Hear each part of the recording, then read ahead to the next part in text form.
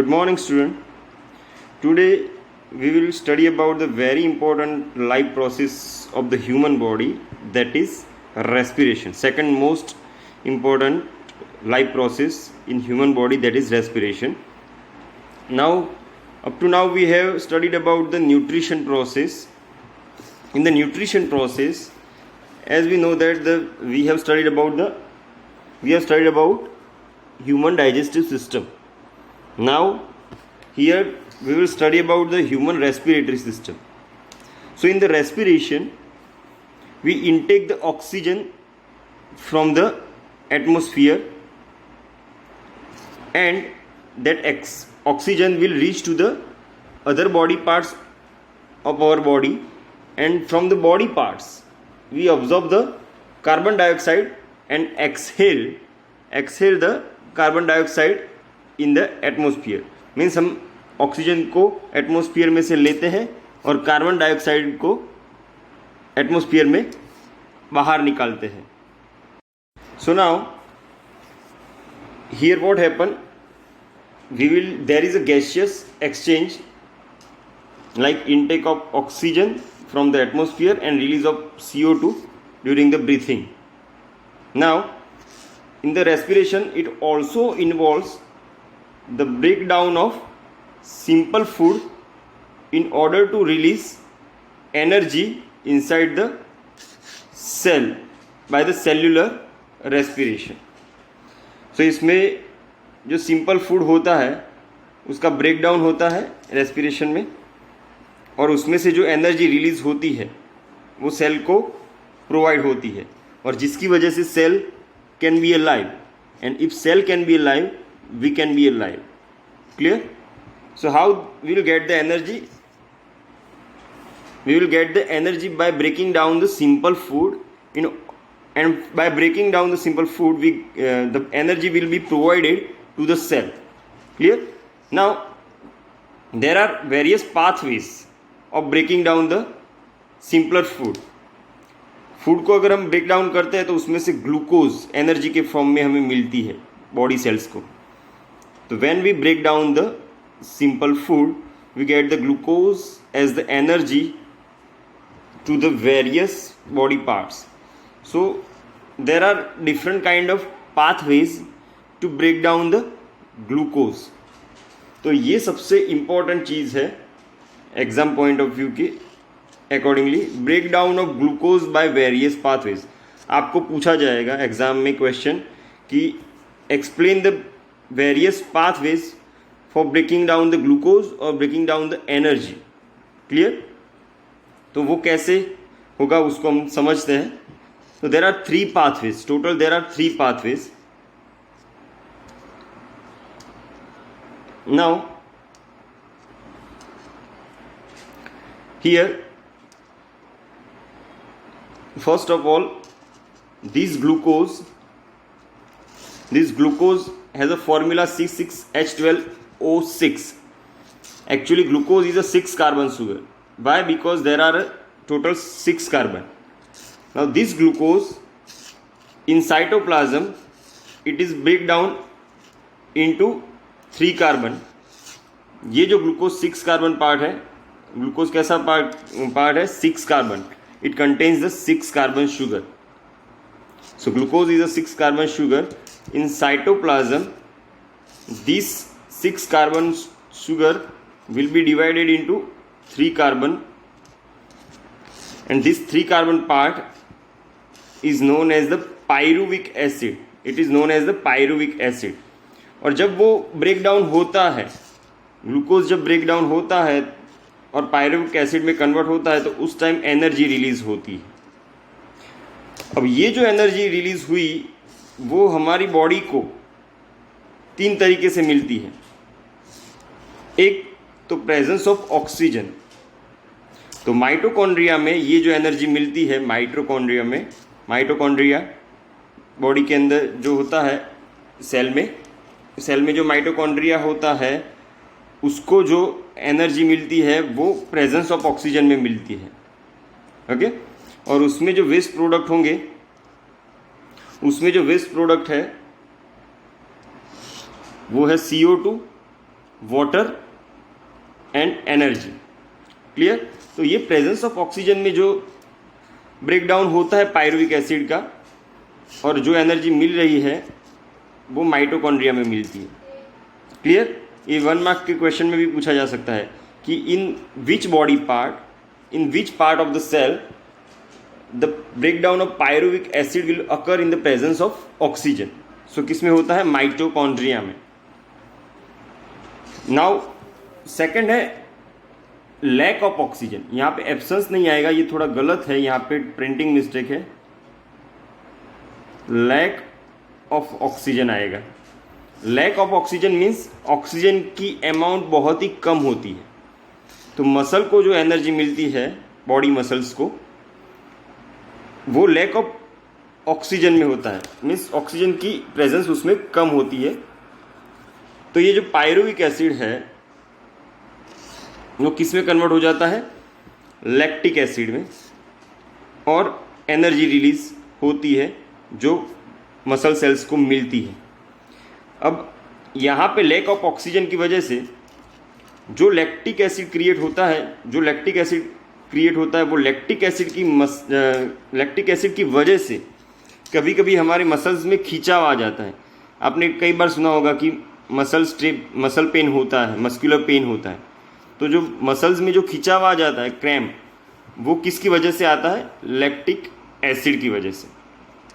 और तीसरा जो पाथवे है वो एब्सेंस ऑफ ऑक्सीजन, मीन्स उसमें ऑक्सीजन की प्रेजेंस ज़रूरी नहीं है। तो उसमें पायरुविक एसिड किस में कन्वर्ट होगा? इथेनॉल में, और CO2 मिलेगा और एनर्जी रिलीज होगी। ओके, तो तीनों चीज़ों में, तीनों पाथवेज में एनर्जी रिलीज होती है। क्लियर? और ये जो एनर्जी रिलीज होती है वो बॉडी के अंदर हमारे सेल को मिलती है, और सेल को एनर्जी मिलने से cell can be alive. Okay, cell को जिंदा रहने के लिए उसको एनर्जी चाहिए। तो ये एनर्जी 3 पाथवेज से मिलती है हमें।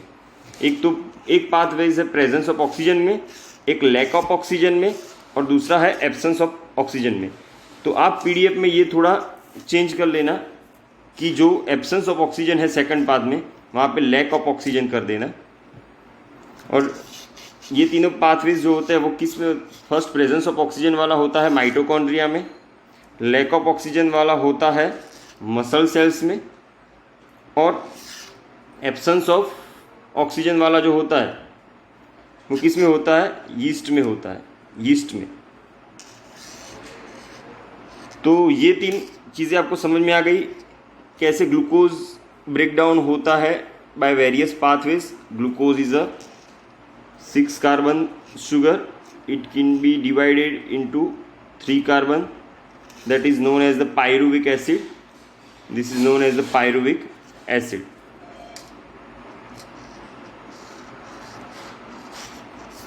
Now respiration. तो respiration 2 तरह के होते हैं। Respiration are of mainly of 2 types. One is aerobic and second is anaerobic. तो ये डिफरेंस जो है एरोबिक और एनएरोबिक का, वो एग्जाम में पूछा जाता है बार बार। Write down the difference between the aerobic and anaerobic respiration. So aerobic respiration will take place in the presence of oxygen. O2 की प्रेजेंस कंपलसरी है एरोबिक में। Anaerobic respiration take place in the absence of oxygen. This is occur in the presence of oxygen. तो आगे हमने देखा कि presence of oxygen में ये रेस्पिरेशन होता है, तो वो किस में होगा? माइटोकॉन्ड्रिया में, वो हम ऊपर देख चुके हैं। This will occurs in cytoplasm. Absence of oxygen वाला कहाँ पे होता है? साइटोप्लाज्म में होता है। यहाँ पे हमने जो यहाँ पे दिखाया एब्सेंस ऑफ ऑक्सीजन वाला, ये वाला पार्ट, वो किस में होता है? साइटोप्लाज्म में। Clear? Now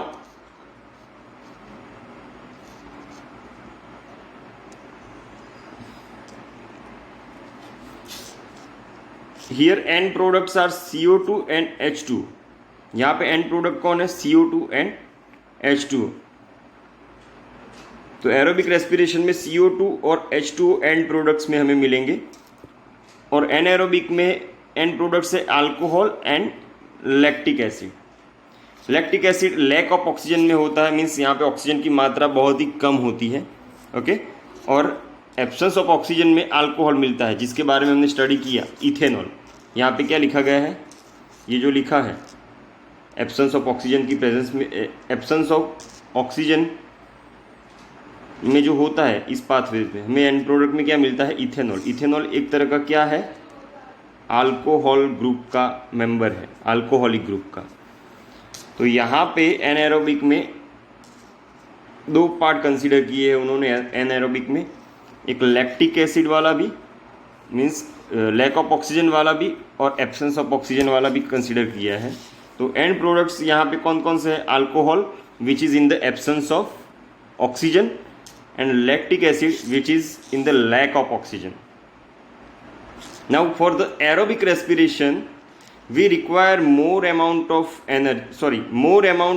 energy is released, और anaerobic में less amount of energy is released.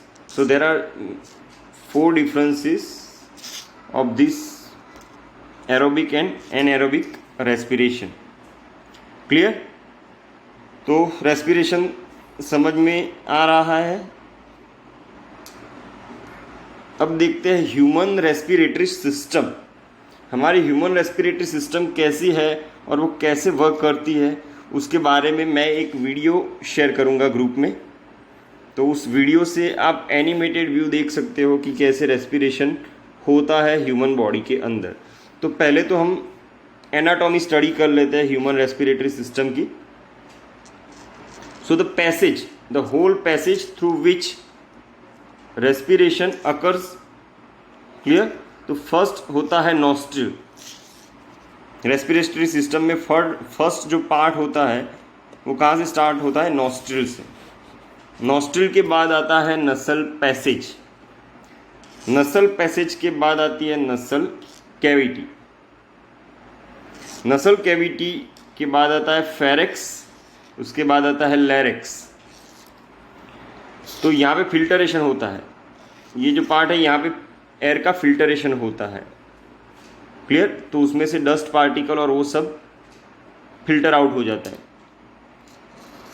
लैरिक्स के बाद आता है ट्रैकिया, उसके बाद है trachea.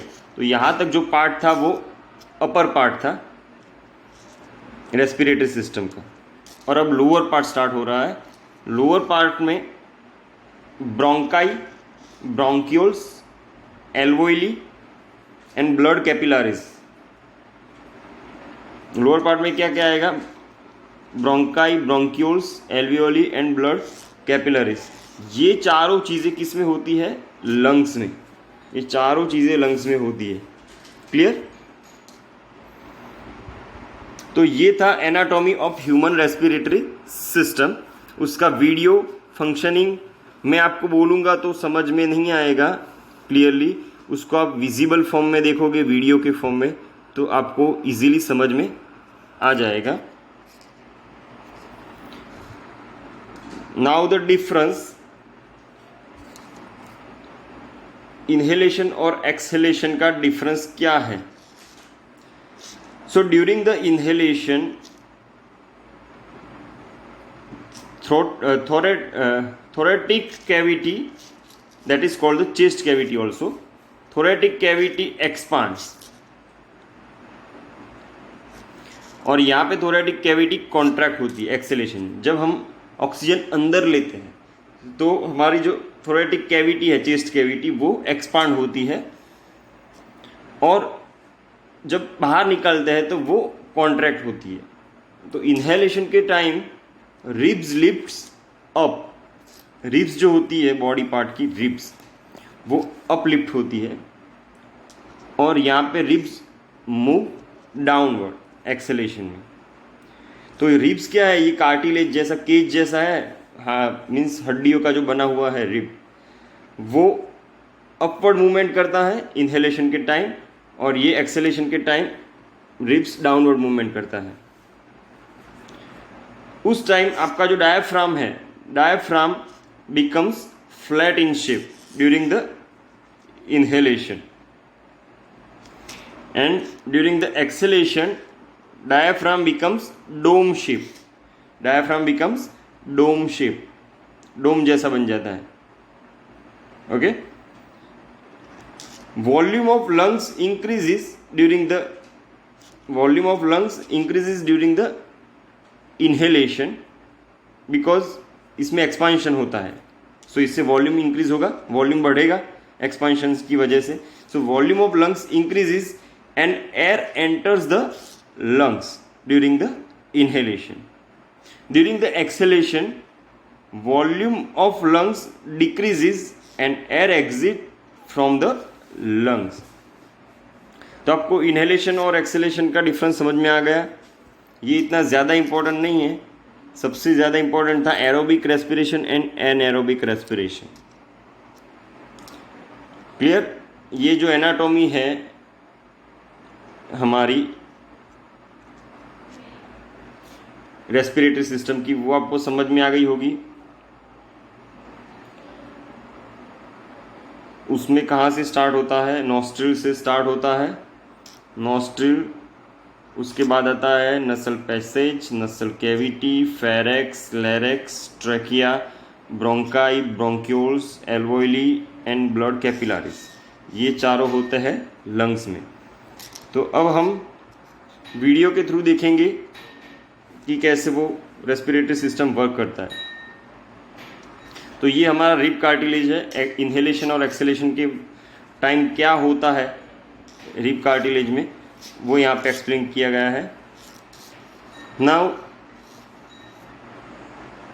How the exchange of gases occur in the alveolus, blood and tissues. ये तीनों चीज़ों में एक्सचेंज ऑफ गैसेस कैसे होता है वो हम समझते हैं. लेकिन उससे पहले हम एक वीडियो देखेंगे जिससे आपको आइडिया हो जाए कि ये कैसे वर्क करता है. क्लियर. पहले तो मैं आपको एक इमेज दिखा देता हूँ. ये जो है वो ह्यूमन रेस्पिरेटरी सिस्टम की इमेज है. यहाँ पे नॉस्ट्रिल है फर्स्ट पार्ट. ये जो फर्स्ट पार्ट है वो नॉस्ट्रिल है. फिर है नसल कैविटी आएगी यहाँ. फिर उसके बाद आएगा फेरेक्स. फेरेक्स के बाद ये जो नसल कैविटी है यहाँ पे, ये नॉस्ट्रिल है, ये नॉस्ट्रिल. फिर यहाँ पे नसल कैविटी, फिर आएगा फेरेक्स. ये टोटल पैसेज है, ये नसल पैसेज. क्लियर. फिर आएगा फेरेक्स, फिर larynx, then trachea. Trachea is the pipe, उसको विंड पाइप भी बोलते हैं ट्रैकिया को. So trachea is a one kind of wind pipe. फिर ये जो ट्रैकिया है वो यहाँ पे कनेक्टेड है.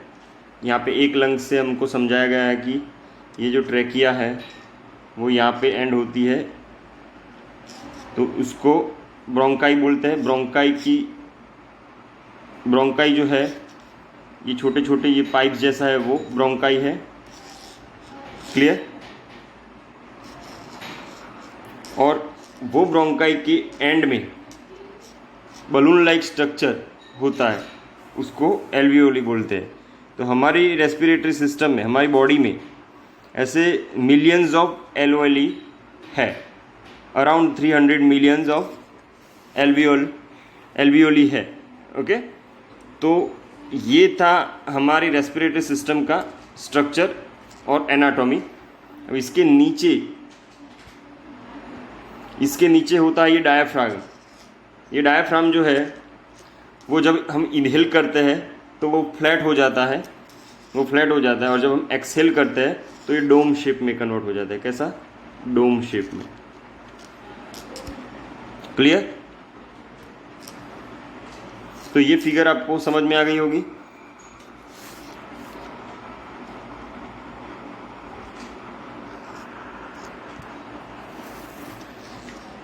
Now first of all exchange कैसे होता है बॉडी के अंदर, गैसियस एक्सचेंज कैसे होता है. तो देखिए जब हम ऑक्सीजन इनहेल करते हैं एयर में से, तो the air which is rich in O2, जिसमें O2 ज़्यादा मात्रा में होता है, वो हमारी बॉडी के अंदर एंटर होती है। ब्लड में जो RBC होते हैं, RBC means red blood count, RBC जो होते हैं ब्लड के अंदर, वो RBC पिगमेंट पर हीमोग्लोबिन होता है।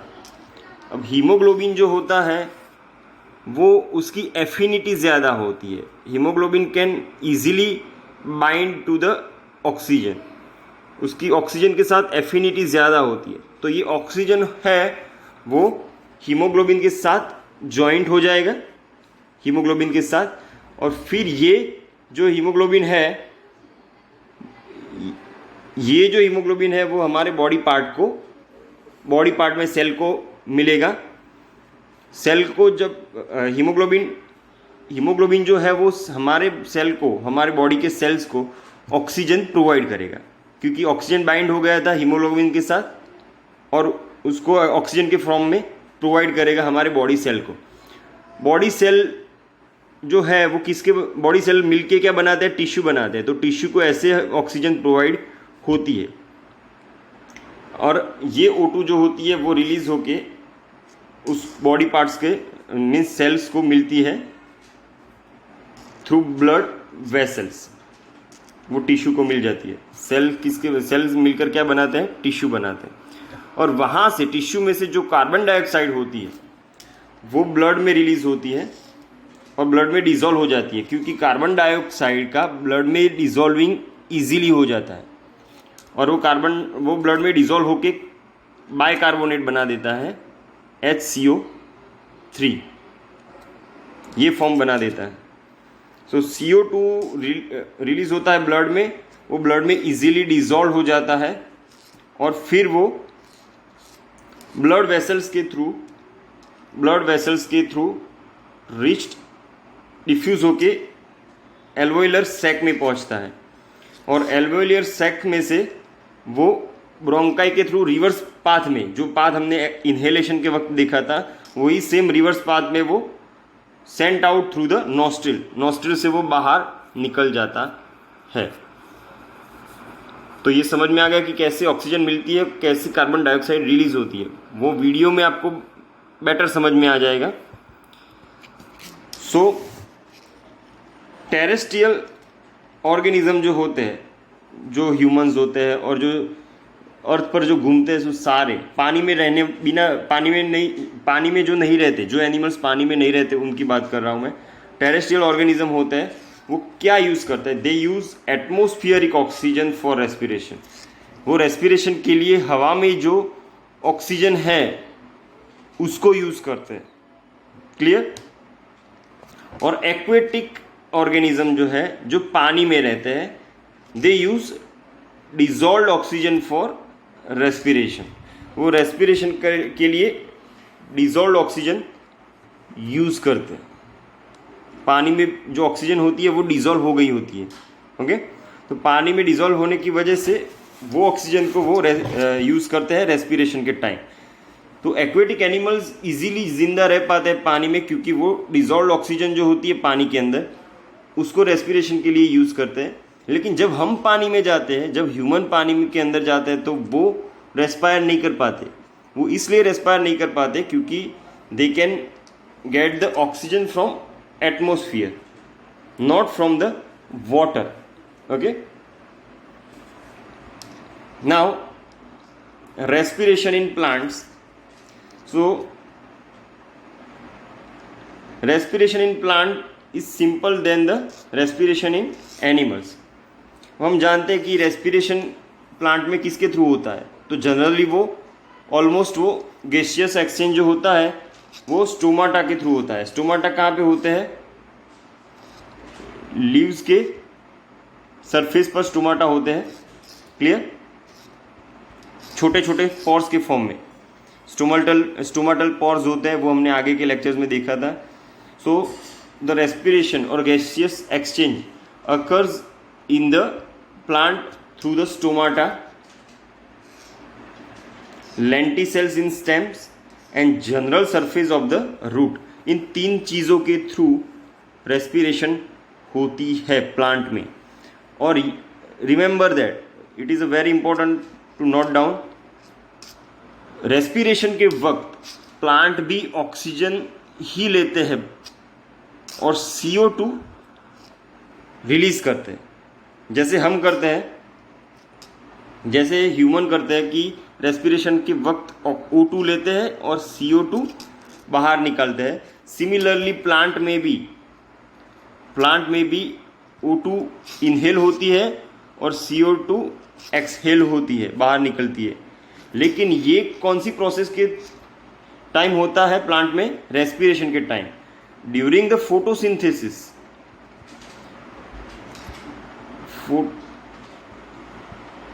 During the photosynthesis plant absorb CO2 and release O2। और फोटोसिंथेसिस कब होती है? During the day time. During the daytime there is a photosynthesis process, and in the photosynthesis process plant absorbs CO2 in the atmosphere and release O2. Clear?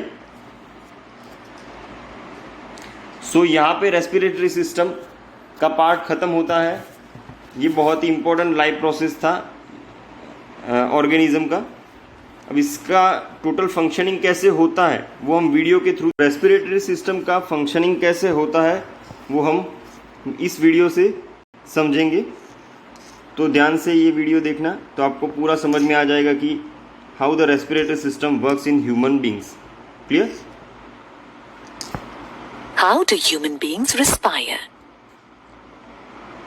In human beings, air is drawn into the body through the nostrils. Nostrils are lined with fine hairs and mucus that filter the air as it passes through. Next, the air travels through the throat and then moves through a pipe called trachea. Trachea contains cartilaginous rings that ensure smooth flow of air into the lungs. From here, the air passes through the bronchi before entering the lungs. The bronchi are like a network of tubes that keep branching into smaller tubes called bronchioles. At the end of each bronchiole, you will find balloon-like structures called alveoli. The alveoli provide a surface for the exchange of oxygen and carbon dioxide. The walls of the alveoli contain a massive network of blood vessels.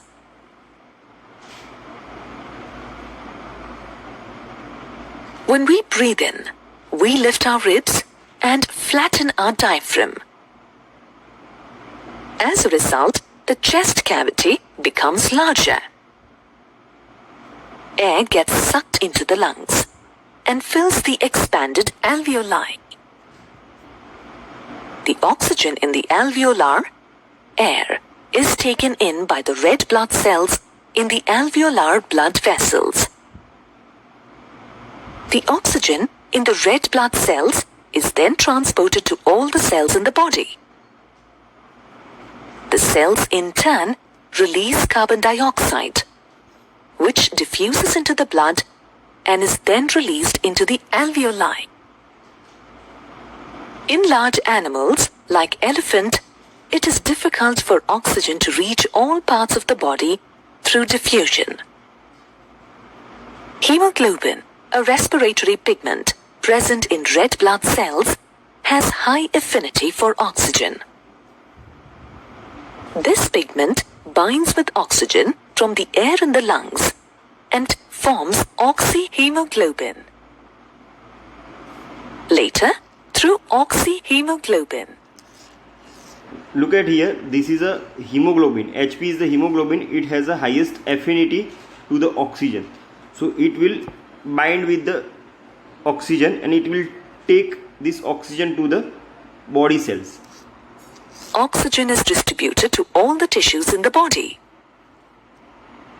The tissues in turn release carbon dioxide, which diffuses into the nearby blood capillaries. Now ये जो carbon dioxide जो release होती है वो tissue में से red blood cell के पास आती है और वो H2O के साथ कंबाइन होके बाइकार्बोनेट फॉर्म बनाती है, वो है HCO3. HCO3 के फॉर्म में वो रिलीज होती है. Carbon dioxide is more soluble in water than in oxygen. Therefore, carbon dioxide is generally transported through blood as bicarbonate, which is its dissolved form. In this module, you learned that air enters a human body through the nostril. It moves through the throat and then the trachea. From the trachea, it enters the bronchi and then goes into the lungs.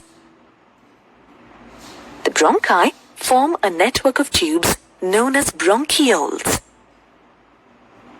Each bronchiole has alveoli at the end. Hemoglobin absorbs oxygen from the air in the lungs and carries it to tissues all over the body.